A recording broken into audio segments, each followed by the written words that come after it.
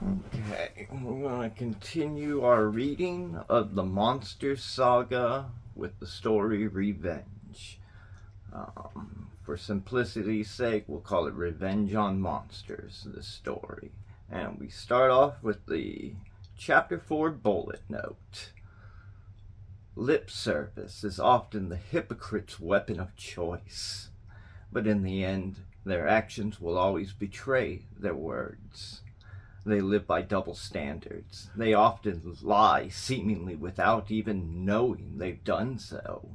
Their self-important rationalizations are seldom founded on the basis of logic and reason. Who can guess at their underlying motives? Ultimately, such people turn out to be unreliable, undependable, unpredictable, and only in it for themselves. Chapter 4. The screaming continued for a while after Tyler vanished out of sight, but eventually it died down. The big disgusting lug of a man, Byron, had worked himself into quite a tizzy, apparently wearing himself out by screaming and struggling against the restraints. He likely still felt plenty of fear and spite, but for the moment things were a bit more peaceful. The basement is of good size, but it's a dull and drab, dark and dirty, extremely cluttered room packed with miscellaneous boxes of stored items and other junk. The washer and dryer are down there in the basement, as well as a hot water heater. No electric and no running water, so none of the appliances work, but they are down there.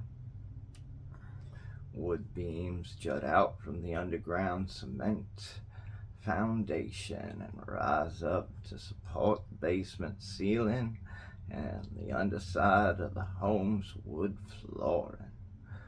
The beams are, of course, spaced at proportionate intervals throughout the basement to evenly support the distribution of weight bearing down from above.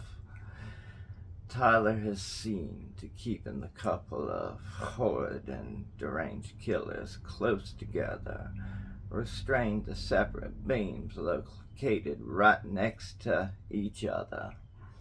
Tyler has also left a single bucket in between the two murderers, which apparently is supposed to be their pot to piss in. Byron will apparently have to help to get the bucket to Mei Lin. She's not quite as mobile as he is. Mei Lin's arms are pulled back to either side of one of the wood beams, and her hands are tied together with rope and a tight knot. Her neck is also restrained to the same beam by another length of rope and another effective knot. Byron's hands are tied together behind his back with rope, and he is literally chained to the next beam over. Both Byron and Mei Lin's feet are tied up, just to be safe. Lord knows the kind of damage a good, solid kick can do. Mei Lin is bound in place and can hardly move. Byron, on the other hand, has been given a little wiggle room. Byron can make it just as far as Mei Lin's person before the chain goes taut, and he can progress no further.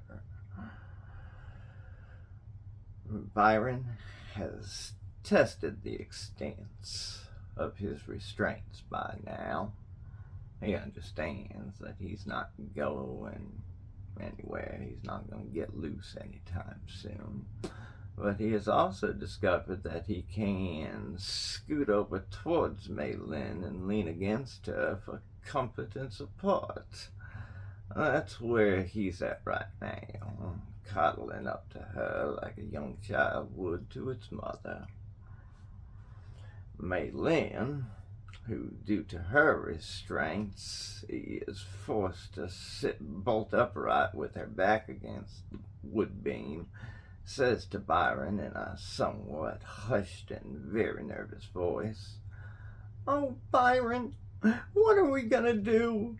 I think we got his kid, and I think he knows it, Byron. He's gonna kill us. What are we gonna do?" "Shut up, Maylin," Byron aggressively retorted, but there's also a sudden frustration and defiance to his tone, almost like a child who knows he has finally been caught doing something very, very naughty.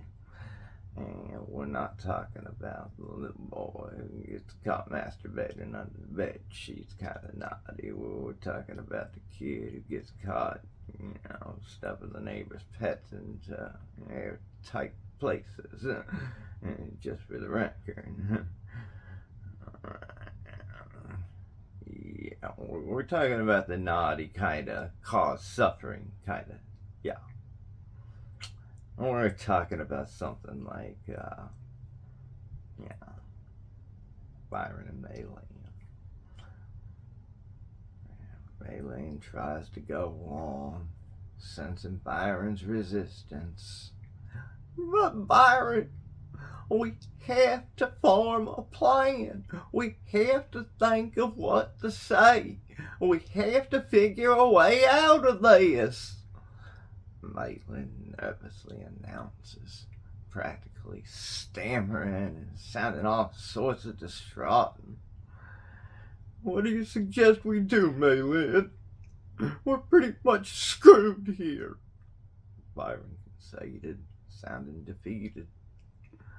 "We have to talk our way out of this," Maylin firmly suggested. "We have to convince this man that he's making a mistake." "Well, I'm not going to throw us under the bus, but I'm scared, and I don't think we should even talk to this guy," Byron grumbled. "If we don't talk to him, then he's going to kill us," Maylin declared, pushing Byron to at least try and help save them. "No matter what we do or say, we're gonna die. That's just all there is to it, Maylin. This guy's gonna kill us," Byron countered, and glum outlook still intact. "Well, we have to try, Byron. We just have to. We've gotten out of jams before. How is this any different?" Maylin persisted, unwilling to give up on her man or their current predicament. "Did you see that man, Maylin? He's a killer. He even looks like a killer. He's gonna kill us," Byron retorted, and he started to cry. "We don't know that, Byron. We know nothing about this guy. We can only guess at what he intends to do with us. We need to let this man know that we didn't do anything wrong and that he's making a mistake by holding us down here. Maybe we can convince him that we lost a kid to some bad people just like he did," Maylin insistently declared. "I don't know, Maylin. I think he knows. Oh, God. I just don't want to be down here. I'm so scared. I don't want to die." Byron continued to wail, his sobs picking up and becoming more intense. He leaned in towards Maylin again for comfort and support, but she wasn't having it. She began to struggle against Byron and her restraints. "Maybe we can slip these knots," Maylin urgently suggested. "Mine are so tight, my hands and feet feel numb," Byron complained in return, tears rolling down his cheeks. Mine are awfully tight, too, Maylin agreed, having tested her own restraints now to find very little wiggle room. Whatever we are going to do, we have to think of something. We have to do something. I'd like to stay from the sky. I'd like to stay here rotting the face.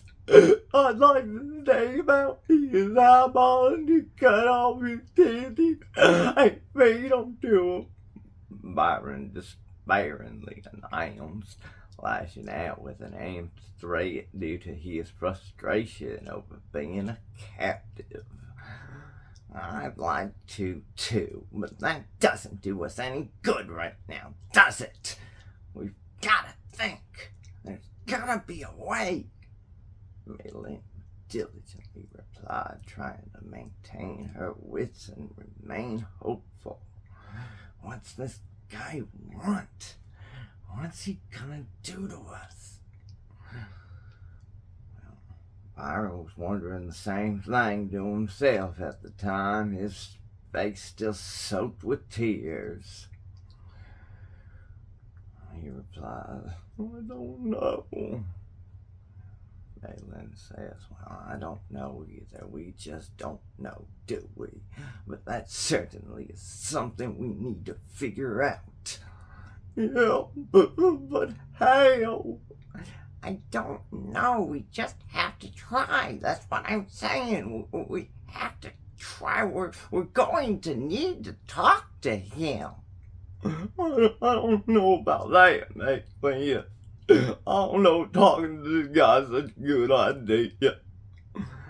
We're going to have to, Byron, in order to learn his intentions, if nothing else. Byron began to sob heavily again, leaning in on Maylin for comfort and support. She didn't resist him this time, thinking to herself, oh, goody, I think he's beginning to see things my way. I hope. Well, that's going to conclude this chapter 4. And we will pick it up in chapter 5 next time. Hope you enjoy.